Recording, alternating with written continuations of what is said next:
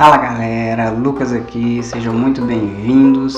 No ano de 1722, domingo de Páscoa, a bordo do navio de Afrikaanse Galley, os marinheiros trabalhavam normalmente. Há 4 meses e meio, tinham levado ferro da Holanda em uma viagem de exploração e tiveram um rápido combate com um galeão espanhol. Eles o deixaram para trás devido à sua velocidade superior. Tudo havia ocorrido bem, a gosto do comandante Comodoro Jacob Roggeveen. Súbito, o vigia anuncia terra à vista, aproximando-se de uma ilha não assinalada no mapa. Com pouca luz do entardecer, logo chegam ao litoral. Sobre longas muralhas de pedra, enormes gigantes parecem dispostos a proibir o desembarque. Roggeveen manda ancorar longe da costa e espera pelo amanhecer. Quando o dia amanhece, os europeus teve a segunda surpresa. Os gigantes permaneciam parados e com aqueles óculos de alcance eles conseguiram ver gente do tamanho normal que se moviam entre eles. Tinham se assustado com estátuas, decidem então desembarcar e a partir daí colocam o nome da ilha de Ilha de Páscoa, em honra àquele dia. As mais de 887 estátuas da Ilha de Páscoa contêm consigo a pergunta imediata: como um lugar tão pequeno e isolado poderia originar uma cultura que fizesse obras tão espetaculares? Desvendar os mistérios dessa ilha não é uma tarefa nada fácil. Há muitas décadas, pesquisadores e arqueólogos têm tentado decifrar esse mistério da Ilha de Páscoa. Quem construiu os Moais? Quem levou essas obras tão grandiosas para aquele lugar? A Ilha de Páscoa é o lugar habitado mais isolado do mundo. São 118 quilômetros quadrados no sudoeste do Oceano Pacífico, 1.600 quilômetros a leste da ilha de Pitcairn e 3.700 quilômetros oeste do Chile. O holandês Jacob Roggeveen foi o primeiro ocidental a visitar o lugar. Encontrou polinésios de pele clara e nativos de cabelo vermelho, que habitavam em cabanas feitas de colmo e subsistiam a escassa vegetação. Ainda hoje, os nativos a chamam de Matakit-Hang, ou seja, olhos fixados no céu, como se diz no dialeto local Rapa Nui. A Ilha de Páscoa é um pequeno pedaço de um antigo continente hoje submerso, as terras de Lemúria. Isso significa que aquelas terras pertenciam a Lemúria.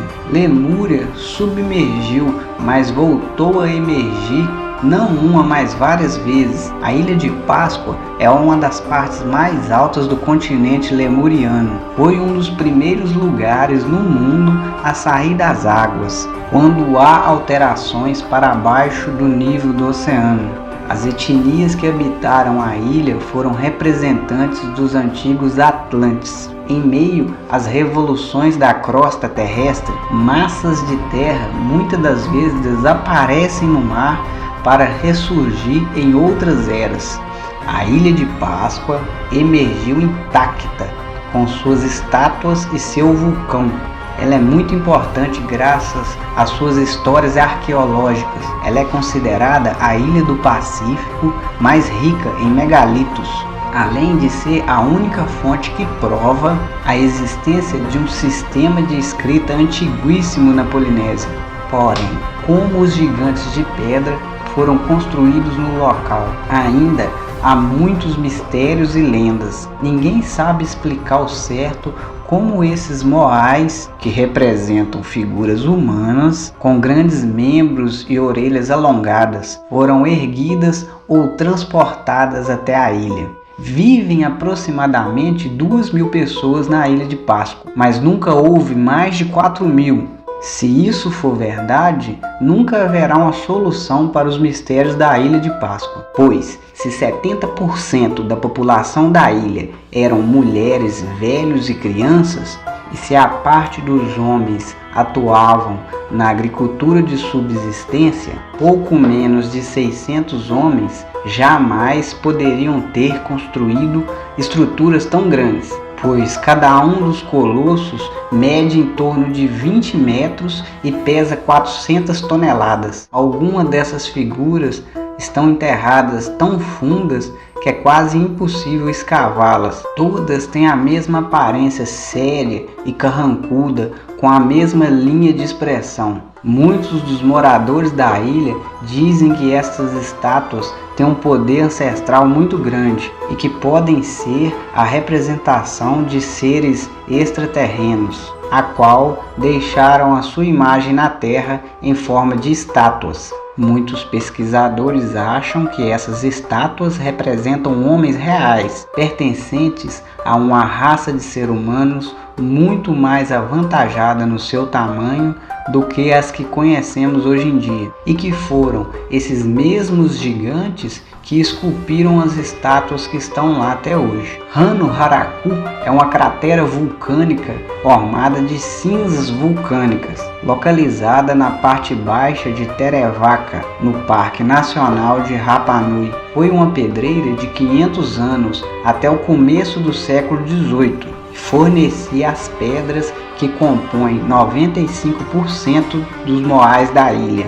Dali, as estátuas eram transportadas por 20 quilômetros. Não há escravos na ilha e não há sinal de meios de transporte. Dizem as lendas que as estátuas andavam sozinhas por meio de uma força secreta chamada de mana. Apenas 2 pessoas teriam essa força secreta, mas um dia fugiram com ela. Recentemente descobertas identificaram que as estátuas de pedra, os moais, têm corpos e mãos e inúmeras escrituras espalhadas por elas. Um grupo privado tem escavado essas estátuas e estão estudando essas escrituras. A dúvida agora é: por que esses gigantes de pedra tiveram seus corpos enterrados? As estátuas sempre foram assim ou ao passar do tempo ficaram desse jeito? Uma das teorias sobre o desaparecimento dos habitantes originais de Rapa Nui